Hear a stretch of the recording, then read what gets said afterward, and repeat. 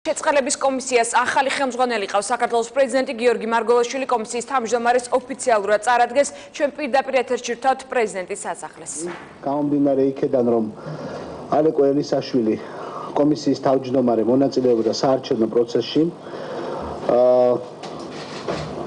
და აქედან გამომდინარე რამდენიმე თვე შეწყალების კომისია არ მუშაობდა. დღეს ჩვენ ნიშნავთ შეწყალების კომისიის ახალ თავმჯდომარეს, ის არის თქვენთვის ყველასთვის კარგად ნაცნობი ბატონი ზვიად ქორიძე. ბატონი ზვიადი მუშაობდა კომისიის წევრად ნოემბრიდან და მე მინდა საგანგებოდ უთხრა მას მადლობა, რომ ის დაგვთანხმდა, რომ ახლა უკვე კომისიის თავმჯდომარის სახით იმუშაოს ამ კომისიაში.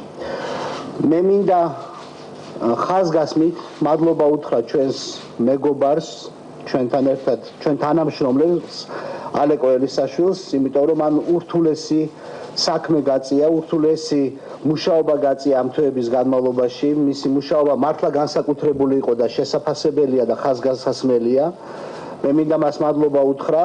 კიდევ ერთხელ მიულოცო არჩევნებში გამარჯვება. მე ვფიქრობ, რომ თბილისის საკრებულომ ძალიან შთამბეჭდავი ახალი დეპუტატი შეიძინა და აგრეთვე მინდა უსურვო ამ ურთულესი საქმის წარმატებით გაძღოლა ბატონ ზვიადს და კიდევ ერთხელ მადლობა უთხრა ჩვენს ადმინისტრაციას ბატონ დავითს, რომ ასე ოპერატიულად მოხდა ამ მიმართულებით ჩამოყალიბება და გადაწყვეტილების მიღება. აქედან გამომდინარე შეწყალების კომისია განაახლებს მუშაობას უახლოეს დღეებში და ბუნებრივია იმუშავებს იმ პრინციპებით, რა პრინციპებითაც მუშაობდა.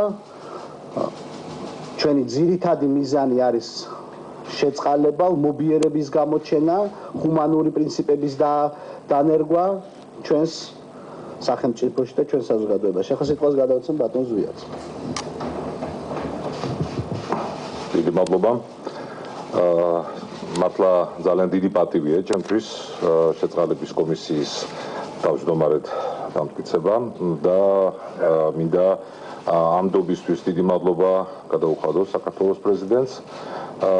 დიდი მადლობა მინდა გადაუხადო კომისიის ყველა წევრს, ვისთანაც მე ამ თვეების განმავლობაში მუშაობდი და ვისთანაც ბუნებრივია ისევ მომიწევს მუშაობა და იმედი მაქვს, რომ ჩვენ ისევ ერთობლივი ძალისხმევით გავაგრძელებთ იმ პროცესს, რომელიც დავიწყეთ და რა არის ეს პროცესი? პირველ რიგში იყო შეწყალების პროცესის მიმართ დიდი საზოგადოებრივი ნდობის ამაღლება, ეს იყო სწორედ იმ ჰუმანურობის და ტოლერანტობის განწყობის ხელშეწყობა, რომელიც იდეაში ჩაიდო კიდევაც შეწყალების კომისიის ახალი ფორმაციის, შეწყალების კომისიის ახალი სისტემის შექმნისას 2013 წლის საპრეზიდენტო არჩევნების შემდგომ.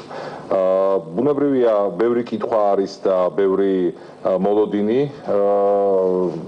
როგორც საპატიმრო დაწესებულებაში მყოფი ადამიანების, ასევე მათი ოჯახის წევრების მხრიდან და არის ძალიან ბევრი კითხვაც ობიექტური მიზეზების გამო ბოლო 2 თვის განმავლობაში იყო შეჩერებული შეწყალების კომისიის საქმიანობა, მაგრამ რამდენადაც საქმეებიც ბევრი დაგროვდა, განცხადებები შემოსული განცხადებებიც საკმაო რაოდენობით არის და თითოეული მათგანი ითხოვს შეწყალების კომისიიდან უშუალოდ პრეზიდენტიდან პასუხს, აუცილებლად ჩვენ დაჩქარებული წესით მოგვიწევს მუშაობა 2014 წლის საემცხელი ზაფხულის დღეებში, აუცილებლად ჩვენ გავმართავთ რამდენიმე სხდომას იმისათვის, რომ ყველა ეს შემოსული განცხადება არ დარჩეს უპასუხოდ.